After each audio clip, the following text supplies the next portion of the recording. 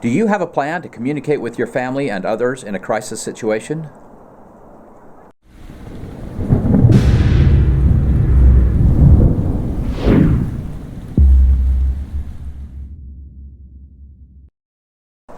Hi, I'm Jonathan. And Kylene Jones, and we are the Provident Preppers. I often take communication for granted because of this delightful little device that I carry around with me everywhere I go. Do you have a plan that will allow you to communicate when your phone doesn't work? In this video, we will talk about some of the options you have to facilitate communications in a crisis situation. The ability to communicate is a vital part of your family emergency plan. Today we're going to talk about some of the important ways that you can communicate in an emergency situation, things that your family need to understand and know how to do. And right off the top, we're going to talk about cell phone, which is my favorite emergency communication device. It handles all the little emergencies of my everyday life. Take some time to turn your cell phone into a fantastic emergency resource. The first thing that you should do is go into your contact list and create an in case of emergency or ICE contact so that if you are ever unresponsive, emergency personnel will know exactly who to contact in case of an emergency. Next, you want to really look at your contacts. Make sure that you save all important contacts in there, along with their physical addresses, their photos, and email addresses, so that if you need any of that information, you have it right there with you. Store a copy of your family emergency plan along with maps right on your phone. Install the emergency apps that are applicable to you and your situation on your phone and learn how to use them. And one thing that I think is really important is to have a water-resistant case, because if that phone gets wet, it's of no value to you. Make sure that you have a way to recharge your cell phone without plugging it into the wall. Power banks, hand crank generators, solar chargers, car chargers, and power inverters are all options that may be really valuable to keep that cell phone charged. Compile a list of written contact information. Copies of this list should be in each evacuation or survival kit, in each vehicle, at your place of employment, and posted someplace in your home where everyone knows where to access it. We personally like to keep ours posted on the back of our coat closet door because everyone knows that it's there along with our family emergency plan, and that place just makes sense for our family. Communication comes in two forms. One is one-way information, where we are just receiving information. The other is two-way communication, or the ability to both receive and send information. One-way communication obviously includes TV, radio, internet news, public alerts, the ability for us to receive information that is important to us. One example is the emergency alert system. This is a national alert system that notifies the public in the event of an emergency. Wireless emergency alerts are another form of emergency notification that provides more specific information to our cell phones. It has a unique sound and vibration, and you don't need to subscribe to this. Most phones will accommodate this, but contact your service carrier for more details. The Integrated Public Alert and Warning System, or IPAWS, is a FEMA project that has actually taken the wireless emergency alert capabilities and enhanced them. And let's not forget AM/FM radio, which provides a lot of valuable service. Most of us still have this in our cars, and we should have a portable device that we can take with us that is rechargeable and that will allow us to access these channels. One thing that I think is really important is to make sure that you understand which stations are going to provide you with the best information in your area. On our portable radio, we have actually printed those out and taped them onto that little portable emergency radio so that no matter who's operating that radio, they know exactly where to tune for important information. If you are bugging out and you're using your car radio, make sure that you know exactly what radio stations along the route would be the best place to get information on traffic and weather and anything else you may need to be updated on in that emergency situation. NOAA Weather Radio All Hazards is a fantastic tool. This provides emergency alerts, and many of these devices will actually wake themselves up and perhaps wake you up when there is a notification that needs to be broadcast. Shortwave radio is another fantastic resource. Shortwave allows us to receive information from very long distances. Of course, all this depends on having a good antenna, but a shortwave radio may provide excellent information that you may not be able to receive locally. And you can also monitor amateur radio transmissions with a shortwave radio. You're not able to transmit, but you can listen in. The internet is a fantastic resource as long as you only go to reputable sites to get updates on current information. And don't underestimate the value of social media. You can get information about what's going on in your actual neighborhood, as well as from local law enforcement agencies. Decide which social media pages would be important to you in an emergency situation, and make sure that you click to get notifications. Now let's talk about some two-way communication.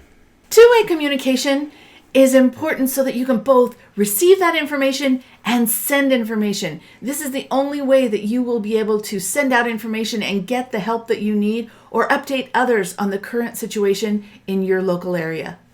Let's talk about good old-fashioned phones. Although they are not as common as they used to be, landlines are still a valuable resource in some situations. A landline uses the power from the telephone company, so your phone may actually be able to work even in a power outage. Now, the portable ones can't, but if you have a real good old-fashioned one, it may work for you. And my favorite, of course, is a cell phone. In so many situations, it is a valuable resource for two-way communications. However, during a disaster scenario, it may not work. Cell phone towers may be overloaded, or the cell phone tower may not be operational. So it's important to have a backup, but don't underestimate the power of a good old cell phone. Also, satellite phones may be a good option. They're a little bit cost prohibitive, but if you are in an area where you really depend on that communication, you may consider a satellite phone.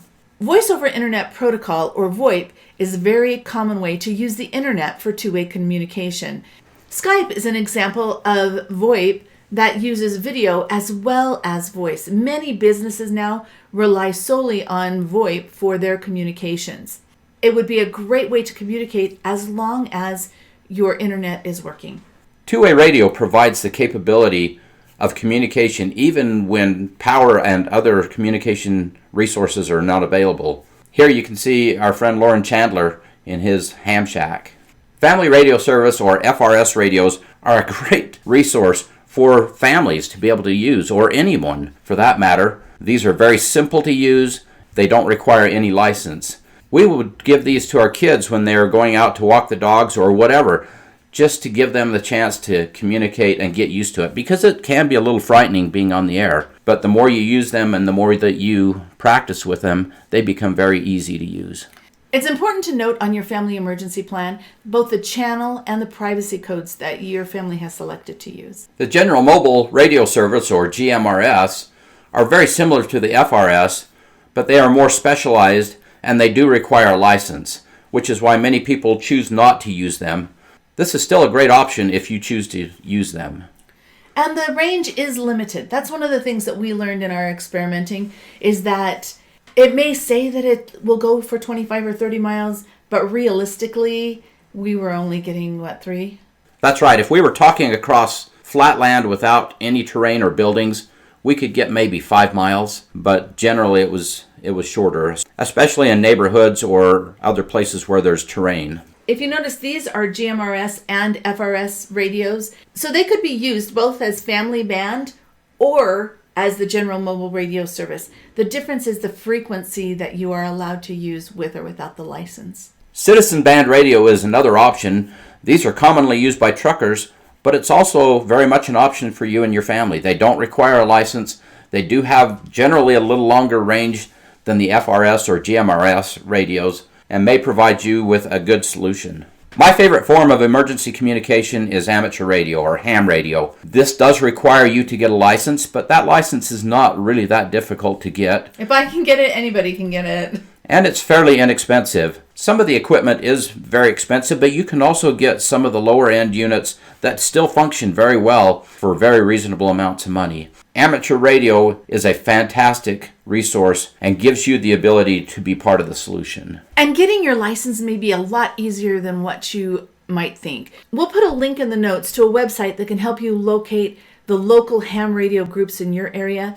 My experience with these ham radio operators is that they are a fantastic group of individuals that are just ready and willing to welcome everybody. A lot of them are preppers. So if you're looking to find a prepper group or somebody that can help you in your preparedness efforts, these guys and gals could be a good solution for you.